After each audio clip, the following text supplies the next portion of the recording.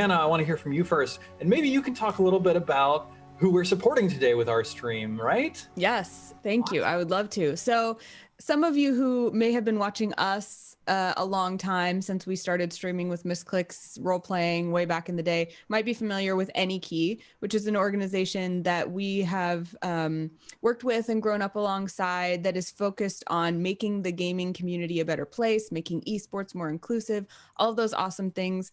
A lot of the leaders of that have been some people that I look up to as mentors and educators. And so it's an organization that I recommend checking out. There's also some cool stuff you can do in terms of pledging to be a good citizen of the internet with them. But today they are doing a stream in support of the Games and Online Harassment Hotline. They're raising money through Tiltify. So you'll see in all of our chats, if you use the command !charity, you can, I think that's everybody's chat.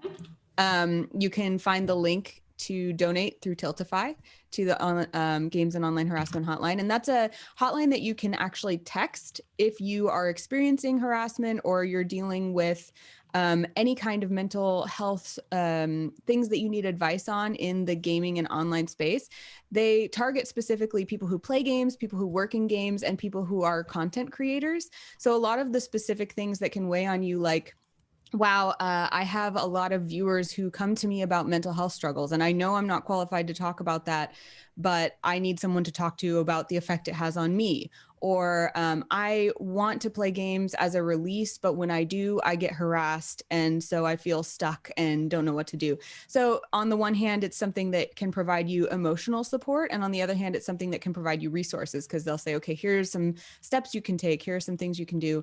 And so I'm going to try it out myself. I think it's open 4 to 7 p.m. Monday through Friday Pacific time. I'm pretty sure that's right.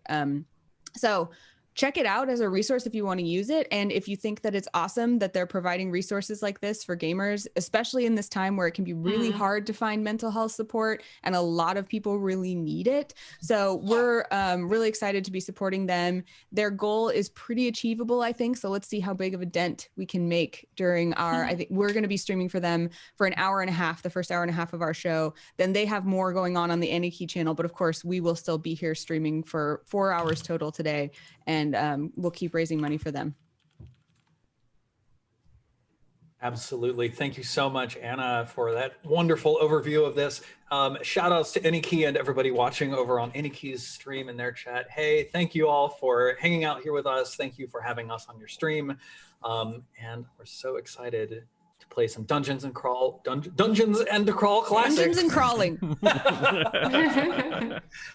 what we do. How many games am I playing?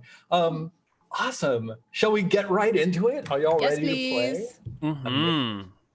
Then can we start off with a recounting of our adventures from last time? Everyone's dead. So this is episode 2 for anybody who's joining us late. If you're just tuning in and you're like, oh, I don't know if I should watch or whatever, you haven't missed much. We're just going to tell you what you've missed. So please. And actually, Stephen, before we start, could you give, if people haven't watched a roleplay show or especially Dungeon Crawl Classics, could you let them know like what this game is and what we're doing? Absolutely. So a tabletop role-playing game show is where we all sit around together and we collaboratively tell a story. 4 of us, my friends here, are in the roles of player characters that they control, and they say what they do and how they react and ask questions about what's going on. And I am in the role of the, generally it's called a Dungeon Master. I forget what the specific terminology for it is in Dungeon Crawl Classics. Here's the book for Dungeon Crawl Classics, which I love showing off because it's a really good book. Dungeon Crawl Classics is a modern game that is trying to emulate an old school style from the initial original days of Dungeons and Dragons. So we're going to roll some dice whenever we're not certain what the outcome of a situation might be, or if we want to, or if we have different opinions about how things might go from here, we'll roll some dice and find out what happens. My players are all playing fantasy heroes, well, peasants in they might become heroes. One of the key differentiators for Dungeon Crawl Classics is that instead of starting as a mighty wizard slinging spells or a cleric calling their god from the heavens, players in Dungeon Crawl Classics start at level 0, where they are literally barrel makers or farmers or sheep herders or etc. I think we have a jester who just joined us last episode, so we're going to meet some of our characters again very soon and find out what particular skills they bring to the table. But before we go and do that, let's remind ourselves what happened last time. You killed us all. Well, all of my characters. You all. Wow. Come on. Wow. I had 4 characters. I have 0 now. Well, I think perhaps you might recall that by the end of the episode, you had 3, right? 3 new ones, yes. Yes. 0 level play in Dungeon Crawl Classics is especially deadly. So yeah, just to set the scene, you are all villagers sort of from or loosely affiliated with the town of Oakwell? Is that what it's called? Let's double check. Oakwell Hamlet. And villagers from your hamlet were disappearing over a period of weeks and not returning, and people in your town were starting to get pretty nervous about this, until one day someone stumbled back into town, their form half twisted into the form of a beast. They crawled into the middle of the town and said, "The old fort," before dying of their wounds. And so the 16 originally of you set forth for the fort on the hill, a couple hours march away from town, in contravention of the local lord's decree that nobody approach the fort. I might remind you. And what did you find when you made it to the fort? What's going on there? You know, this is a really good time specifically to call out that DiscoRocky made a $10 donation and said this is for Froge Duday. He deserved better. Thank you for bringing awareness to these issues. We have a lot of other donations, but that one specifically was for Froge before we tell the story of Froge Duday. And what was that user's name again? DiscoRocky. DiscoRocky, thank you so much. We also got donations from E02Mac, J Freak, Blasphemy, the Dapper. Sorry, it cut off. Yeah. Someone Dapper, Someone Mr. Dalk, and Ali Bakes. Thank you all. Fantastic. Thank you all so much. So yes, what is the Ode to Froge Duday? Froge Duday was a sweet and courageous frog person, and all he wanted was to put himself out in front of the party and find out what the next step should be. So he approached a strange looking plant, and that plant turned out to be not only strange looking, but evil. And it impaled him with vines before he could even take any action. But if he had taken action, we know that it would have been exceptional. That's very touching. He would have been our hero. Well, he is our hero, but I do think he was off to do great things. We have to point out he was the only one courageous to step forward. Yes. It's true. Yeah. Great courage. Yeah. I mean, look, my character Fran, the horse lady, survived, but that's not because she was trying to do anything good. That's because she, followed Froge Duday and let the vines get him. A lot of cowards in this game. A lot of cowards. Mm-hmm. Mostly on my team. Perhaps even more now than there were before. So, I've now pulled our view over to the map of the fort that you are investigating. Let's remind ourselves what happened. We approached the fort. We fought they were actually the corpses of old villagers with vines sort of grown up around them that lashed out and attacked Froge Duday. You made your way in through the portcullis into the center of the courtyard. One of Jen's characters was carrying on about the well and how dangerous it was and how to approach it, but I don't remember why. So that was probably not a big deal. Here, there's a number of things. There's this very interesting looking well over here. There's this collapsed ground where there's just an endless mist that's rising up from some unfathomable depth below. And who was that who met their untimely Barbara met her untimely fate. The edge of the cliff crumbled beneath her feet and sent her tumbling down below. There's an old stone that's like sticking up out of a pile of grasses and decorated with runes up here near the collapsed wall in the northwest corner. There's this sort of like burnt-looking, scorched building over here that we haven't investigated yet because you came into this spiral staircase chamber to find a collection of half-mutated villagers from Oakwell, villagers who you used to know who've been twisted into the horrible shapes of beasts who attacked you viciously. There were a number of other villagers strung upside down along the walls that after dispatching the horrendous mutated villagers, you managed to pull them all down and give them drinks of water and hearty claps on the back. And I think a number of them vowed fiercely to join you in your quest to discover what is going on here in this horrible fort. Could those of you who have acquired new characters remind me who the new characters you acquired are? Neil. I have Sky. He is a surfer bro. Who is like just here to make ends meet because, he needs a new longboard and those are expensive. And we have little Jimmy, one of the villager kids, who's definitely going to live a long time. And then we have Kai, the cook, who he needs some more spices. And the only way to do that is to follow the orders from his patron, Valerie. That's my patron. And here to get some of that money so he can get some spices so his food won't be so bland. Fantastic. That brings you up to a full complement of 3 characters. Mm-hmm. Jen, you got 1 new character? Oh yeah, but I got the new character. Who is that? Sacrifice of the others were well worth this trade. So I'm very excited to have this new character called Streje. What? We've heard that last name before. Yeah, it's the cousin. It's a relative of Streje. He's a frog jester. He has silk clothes. And he is actually very lucky. He was born under the fortunate date Augur. He's very low stamina and weak, but very charismatic and lucky. So I am sure that he should be okay. He comes along with many, many songs. Because he's a jester. Yes. That makes perfect sense. The singing jester. Makes sense. And Anna, you also got 2 new characters, right?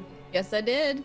Why don't So, you- Fran the horse lady, who is an ostler, which is somebody who just handles other people's horses, I guess, I learned from this game. She survived, and she was like kind of just nonplussed about that. But we now have to add to the mix Lucky Joe, who is a good-natured farmer with a herding dog who carries a pitchfork.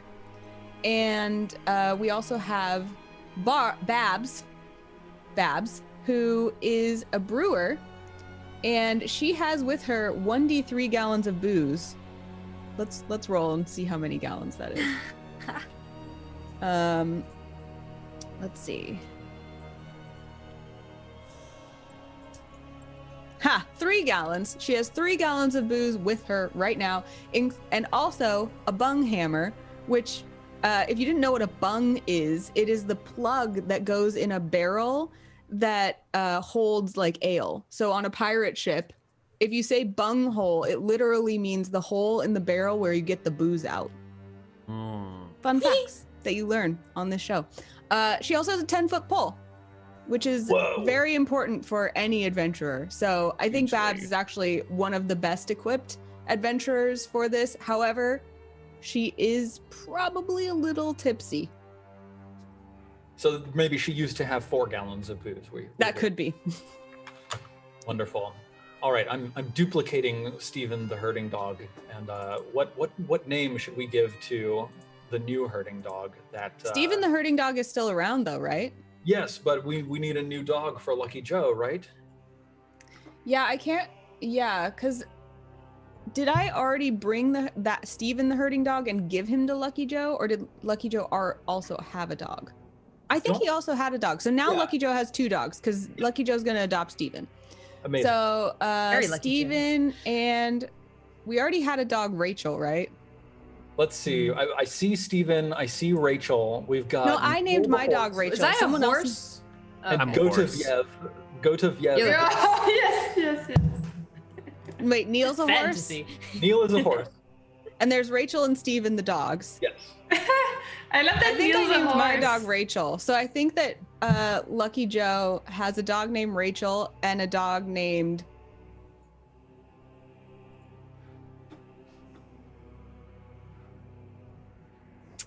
I was going to name it after one of Rachel's cats, but then we would feel too attached to it in case Right. anything happened. Yeah, no. Kill the dog named Rachel, but don't damage the dog named after Squall. What about Alright, Harvey? then we'll name the other we'll name the other dog Anna. It'll be Rachel and Anna, the dogs. Okay. Okay. Amazing. Butt Name- sniffing duo. Yeah, they're Bye. BFFs now. Fantastic. And let's see. I'm just gonna like take these dogs, give them little purple dots on them, and make sure that they're both under your control, Anna. Yep. Wonderful. They are. Anna, the dog, runs out the door and immediately begins jumping up and down and going in Rachel's face. Oh. They're like one of those like Tasmanian devil clouds running around. Row, row, row, row, row. Yes. Fantastic. Then, yeah, if I remember correctly, the floor of this room is like covered in like dirty rags and hides and stuff. And you found some treasure under the rags last time, right? Yeah, Yeah. I see 53 silver pieces, 23 gold pieces, and 2 platinum pieces, which I think you already apportioned last time. But you managed to find all that, as well as there was like I think a cloak, and it felt like there was something sort of like sewn into the hem of the cloak, like a crinkly paper feeling thing. And from in here, you can see that there's this spiral staircase which heads up towards it. It looks like maybe the walls outside, as well as a closed door to the north of you, and of course the door to the northwest that leads back to the courtyard of the keep. Now, one of the prisoners in here that you brought down from the walls is not from Oakwell. This is a foppishly dressed, bookish dandy with wire-rimmed glasses who pushes them up his nose and sits down on the steps and says, Good fellow people, my name is Fruelt. Yes, well, thank you very much for rescuing me. Goodness gracious, I did not like being hung upside down upon this wall. No, I did not. Justitia's mercy. I know not what those foul beasts intended, but it cannot have been good. Screams. Then he looks at the 12 of you with expectancy. Hey man, like, who's hanging you upside down by the wall? Why they set upon me by night as I was traveling the roads, wandering from place to place in service of my patron, Zotella, Haruspex of the Vexing Skull. Yes, these miscreants, these vagabonds, I can't believe that they would attack a traveling person of my esteem. Truly upsetting. Far out, man. Yes. He turns and looks over at you, Lucky Joe, and says, Say, mistress. Lucky Joe, is Lucky Joe a man or a woman? Or non-binary? Let's find out. Made Male. a note. Yeah, looks like maybe my note was not safe. Well, whatever. Male, yes.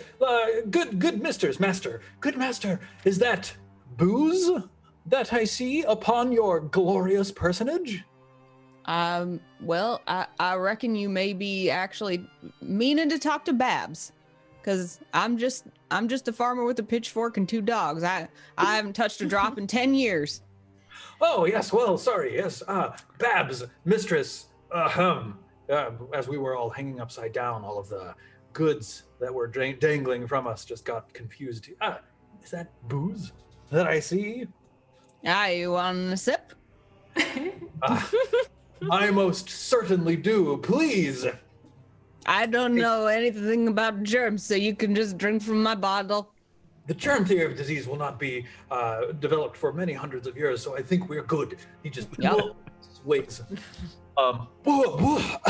Bracing stuff. Well, if that be all, then I believe I will depart from here and leave you to whatever it is you intend to. What is it you intend to do? Surely you're not Party! Not quite, man. Like, the party comes after we complete our quest. Dude, life's a party. Get with it. Beverly is standing in the back, covered in the blood of her dead lover, and is watching everyone become very jocular and joyful. And How does Beverly says, feel about this? You're just gonna walk out of here? You think you could just leave, drink our booze, and stroll back into a sunny day? Huh? I don't think so, buddy. We got stuff to do. And if you know this castle, and if you saw those people, you're gonna stick with us and you're gonna do it too.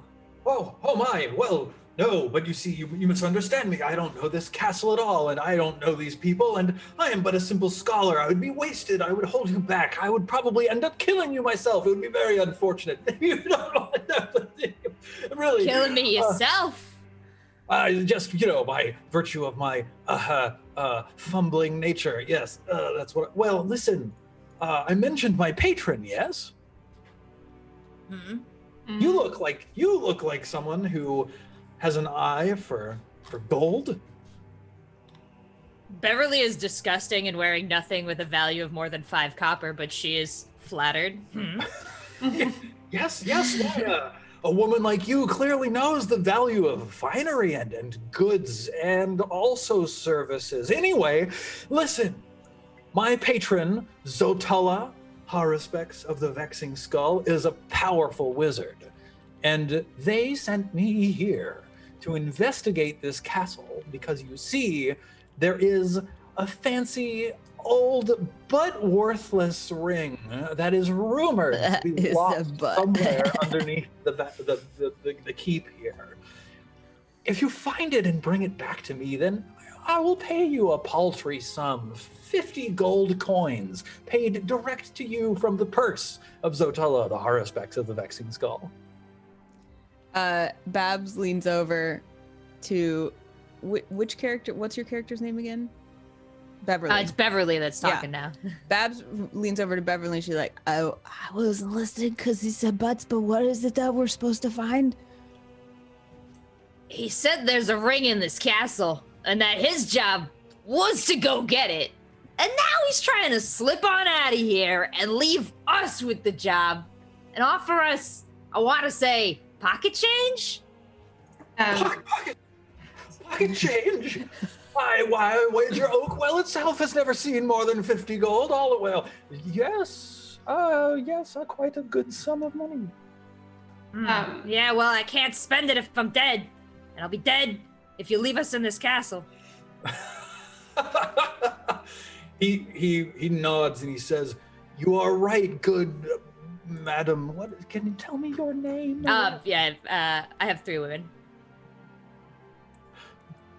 Who are you speaking with? Oh, Beverly. All my gals are gals. Well, yes, Beverly. I'll tell you what.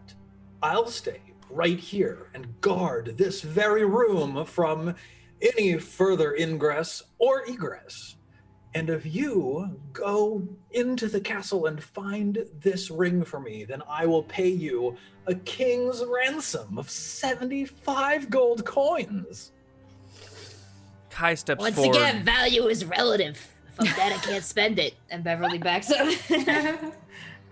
You are a great warrior, a great hero who strode in here with your companions and slew these mutated villagers. Really quite he picks up the arm of a dead creature, really quite unfortunate. What has been happening? But yes, mighty heroes like yourself surely fear nothing from whatever might lurk deeper within the castle. Lucky Joe. Oh no, you go. No, it's you. No, you go.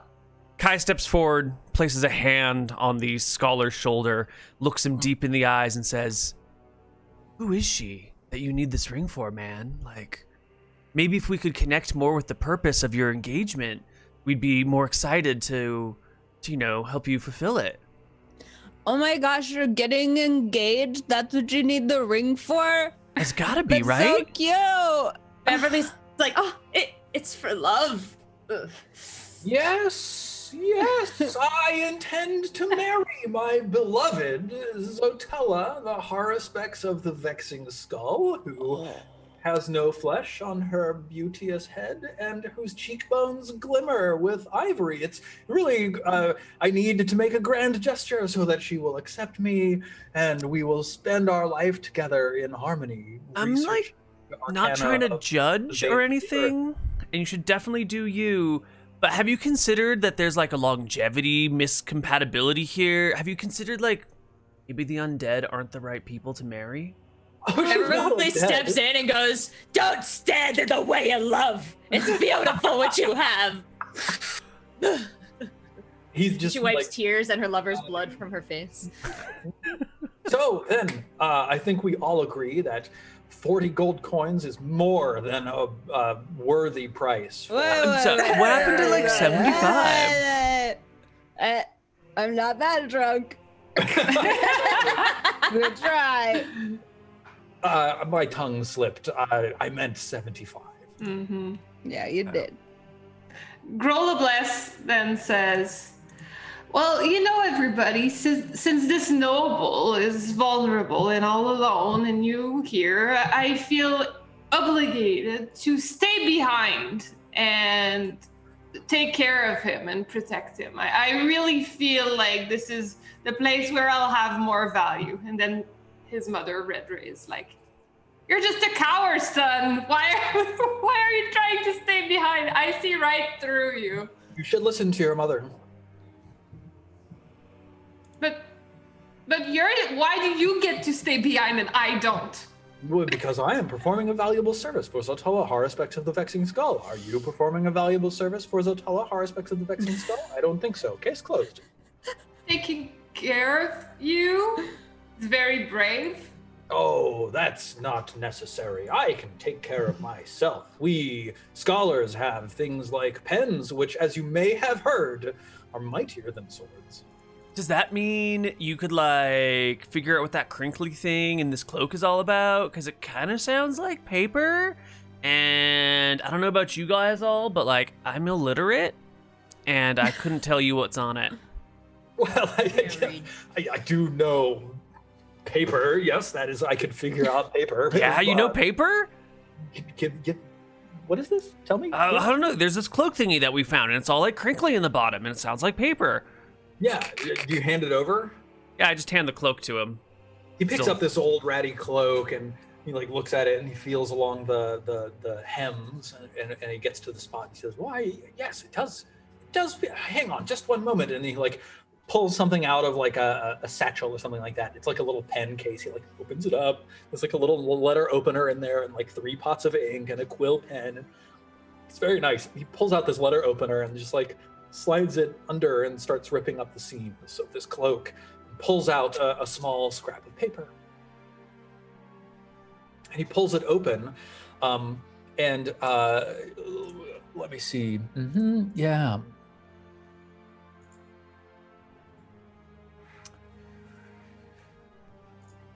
Yes. I need to take a look at a picture.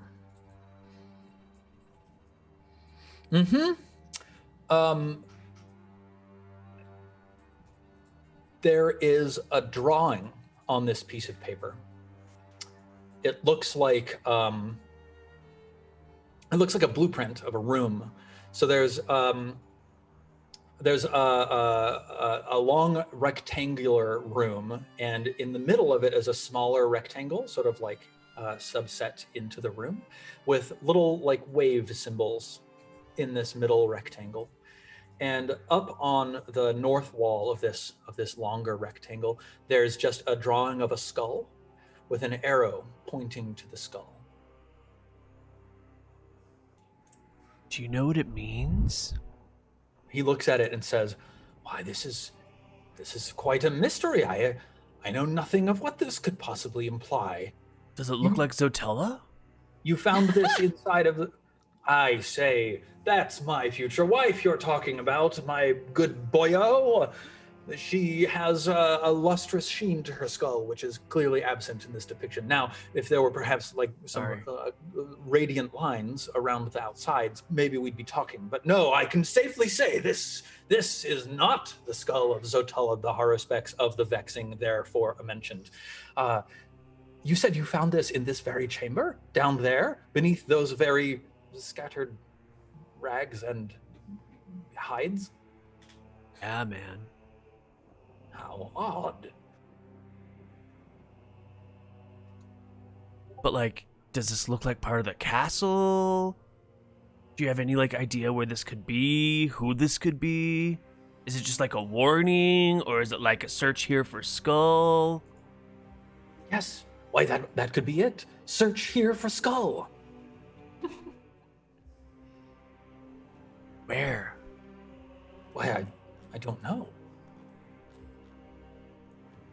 Beverly leans in and points to the paper and goes, "Clearly over the ocean in the box." He crosses his arms and says, "Beverly, do you think that they put the ocean in a box?" Whoa. I don't know magic. I've seen some weird stuff here already, so. Beverly just throws her hands up and walks away. She's not smart. True. Well, I've also seen some weird stuff here already. maybe we should like explore the castle before it gets too dark, you know? It's kind of like hard to see at night. It gets a little more creepy. Doll. Junitush is a little creepy girl, and she's very small, and she slips right up in there, and she's kind of like looking up through the paper because she can't see over down into it, and she's like, is there any other information on there? Can we get anything else from this? Is there like there's no like hidden magic ink or anything? She's gonna do all sorts of like little like baby wizard like motions at it, but she doesn't really know any magic. So you are a wizard's apprentice, right? Yeah. Yeah, roll 1d20, and on a 10 plus, we will see if you find anything particularly interesting here. Oh yeah. So Goodness. what is your usual tutored method for revealing invisible lettering?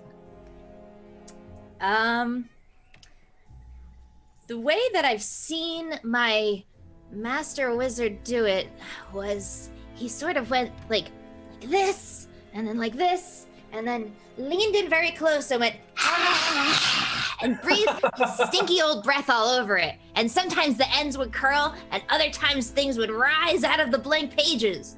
And as you breathe your stinky old breath all over the paper, the moisture from your breath like settles into the parts of the paper that are pressed thinner. And there's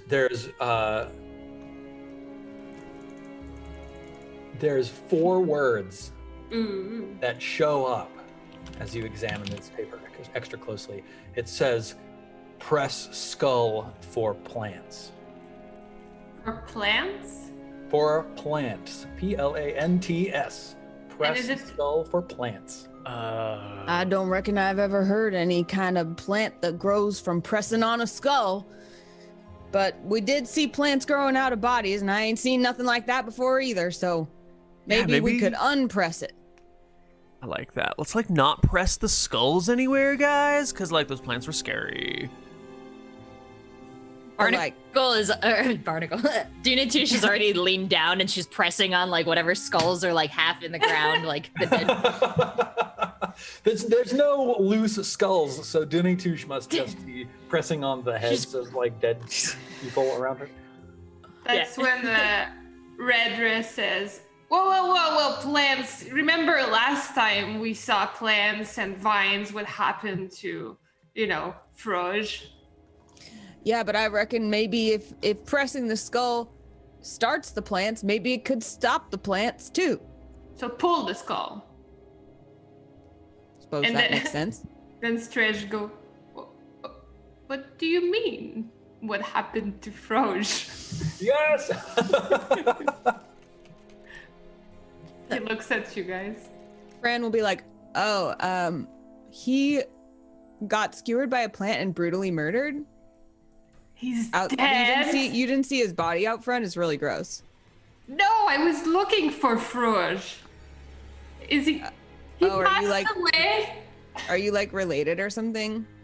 Yes, I am Froge's cousin, Streje Oh, man. today. That sucks. Whoa. It's rough, buddy. This is so tragic. What will I do? I shall write a song that will be called Ode to Froge. Let You me say let his me name so right, Jen. Froge. I think I need a couple of minutes, but soon you shall hear the Ode to Froge, and that's how I will pay honor to him. Beverly's like, that's so romantic.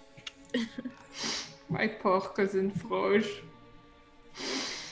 He was so brave. Did you see him be brave?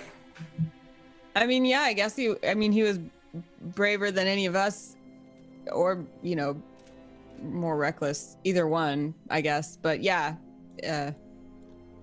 you could call him brave, I suppose. He did We will not take it deserve back. to He's die. taken out a scrap of paper and he's got his pen and he's like dipping it in the ink and is starting to write down very intently. And how would you spell? Never mind. I'll make it up. Unitush is like standing over his shoulder now, and it's like FHRWOG, just letters. Froge. Froge. Well, if you want, I can sing it right now. Inspiration has struck me. I'm very fast in coming up with fully fledged songs within a minute. Well, a professional jester like yourself, I would expect nothing less. Yes, do. Let's hear. I hope it will make you all feel better, because I know that Froge being gone must have left a hole in your hearts. So, Sir Noble, my lords, my ladies, my folk, my lads and laddos, let me sing you Ode to Froge. Doing.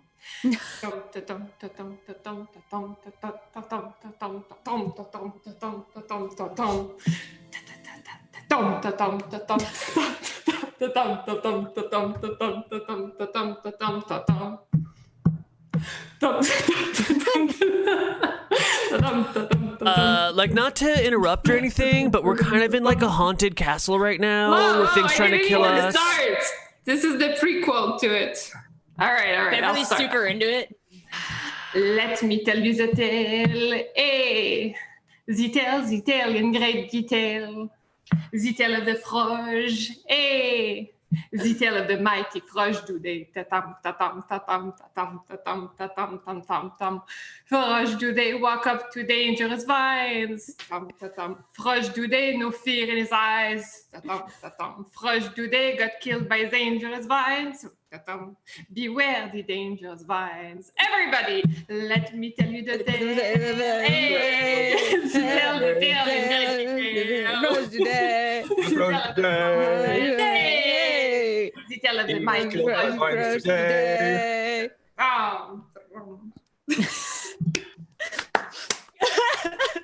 was one of the best things that has ever happened. And He bows.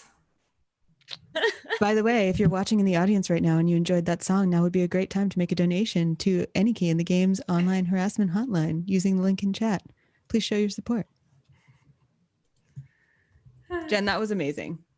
Yeah. Well done. I've been singing it for a month now.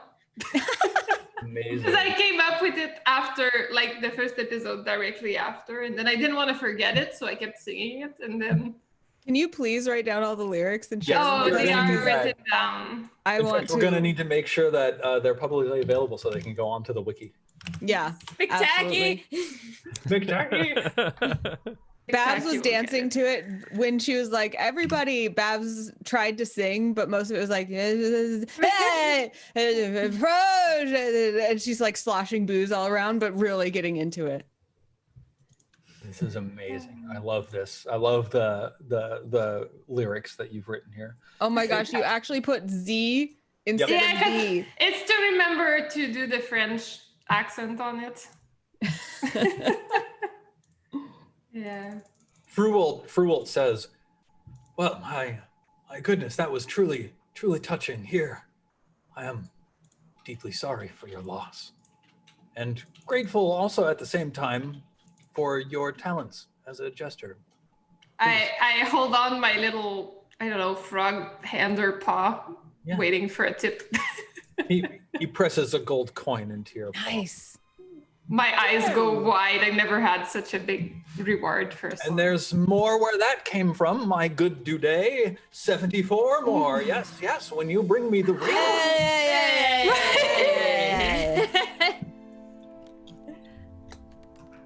75. He Just puts because the you gold like on. art doesn't mean that our charge lowers. Well, yeah, well, very well. The 75, yes. Well, please leave me. I must inscribe the tale of Froge, yes, in peace and solitude. Now might be a good time to mention we got some other donations. Yes. Aw. Thank you to Dean William and Hurricane Bill. Bill wishes us a wonderful day and a fantastic stream. Jossam Art says, my donation because Froge. And DiscoRocky says, I've been waiting for this song to be sung for the last month. I've been in the know for so long. I'm glad it finally happened. Once again for Froge. Yay! Thanks, you all. All right, we bid adieu to this dude, not today. Fruwalt. My name is Fruwalt. Fruwalt. Fruit. Okay. Roll, you better be here when we get back, or I'm Oh, yes, taking this well- ling to your lady myself. The tale will Ooh. take quite some time to inscribe. Where are you going? Are you reconvening out in the courtyard to decide, or is someone being hasty and dashing up the stairs, or what? Yeah, Fran is gonna go retrieve Neil and Goatviev and make sure they're okay, calm them. Can she ride in here? So, like, the room that you're in is not large, right? Let me take a look at the map and see if we can get these squares are 5 feet, so it's probably 25 feet across. So if you brought her in, it would be fairly cramped. Also, she doesn't really want to like go into a random tower. It would be tough. It would be the most difficult for her to like fit through the door more than anything. You could make her do it, but she's not like excited about it. This is Neil, the female horse. Yes. Well, I don't want to leave her unprotected, but I don't know. I guess I'm just gonna look around for the safest like place that I could set her without hopefully being like a place that we've cleared. If I can. Give me a luck check. Ooh, for Fran. Yeah. Hey, nice. Wow, Fran is amazing. So two thoughts come to Fran's mind. The first is that simply tying Neil to the tree outside where you buried your poor lost Froge, Guy, Delderp, Beggy, and the Vine Horrors. Like that would be a great spot to leave a horse sort of hobbled there. There's plenty of grasses around for Neil to munch on.